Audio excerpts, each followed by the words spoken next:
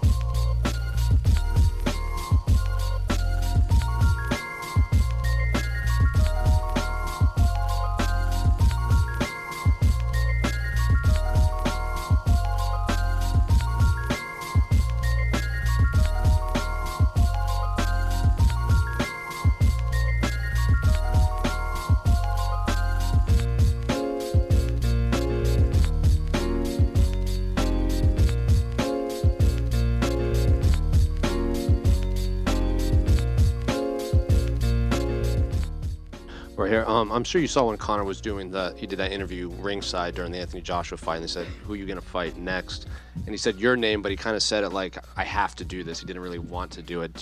Are you getting the sense that like he's kind of begrudgingly fighting you at this point, like he's being forced into it? No, it's a good question because yeah, that is the way he answered the question. But I mean, Conor can create whatever narrative he wants. Like I said, we as a society in mixed martial arts, we listen to what he says, how he says it, his voice inflection, the flippant nature in which he says it, or the emphatic nature in which he says it.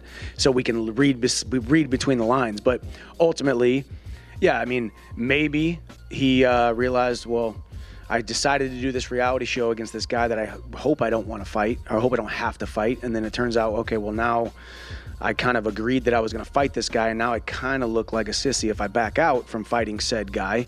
And I said it from the very beginning. I gave Conor kudos at the very beginning of the show. You saw when he walked in the UFC Apex, and they made us stand there for 25 minutes, awkwardly walking around each other and circling each other, like trying to get some audio clips.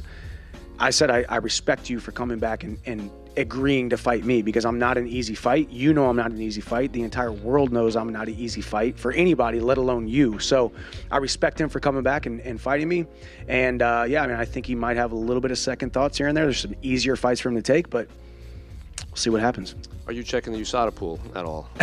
I don't know how to check the USADA pool, but I know there are people who check the USADA pool, and it's daily.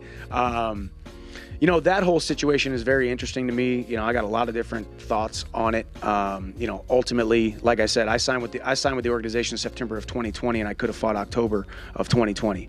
So, you know, this whole, like, you know, he retired, so it got to take 6 months to come back. I mean, are we splitting hairs here? What are we talking about? What's to me, as long as a man is in the USADA testing pool for months on end, and he has the ability to be tested every single day or multiple times a day for a certain period of time, you know, it's a sport. You know, that to me is a very interesting gray area. And ultimately, I'm out here and I can fight Conor with 1 day on the USADA testing pool or a year in the USADA testing pool. It's not going to make a difference.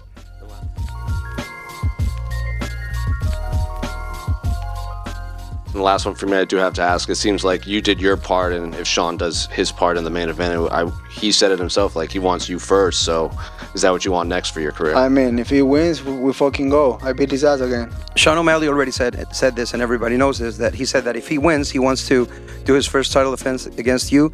You said you'll do it, no problem. He says that you know that you didn't beat him. And I remember what Chael Sonnen said about the Sean O'Malley Athletic Commission versus the Nevada State Athletic Commission. What do you think about these words, and what do you think about Sean O'Malley, not as a person, but as a fighter per se? Are you sure?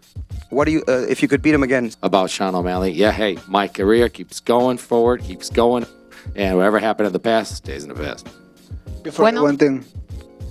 I'll say it. Lo que él diga me lo paso por los huevos. Come on. Most important part, bro. Expletive.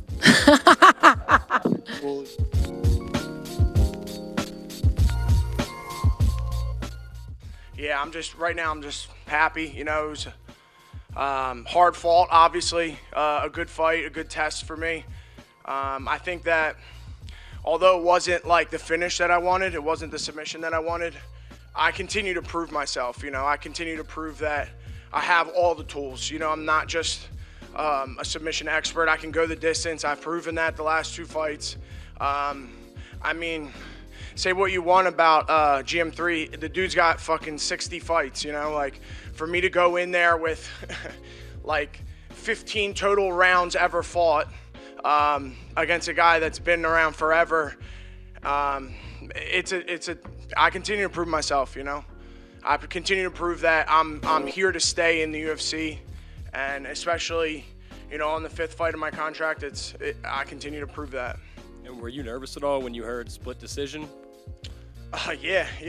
I thought I very handedly won the 1st and 2nd, but yeah, I don't know. I mean, I guess I only got a takedown with like 30 seconds left in the 1st, so I don't know. I don't know how you could possibly give him the 1st round, but yeah.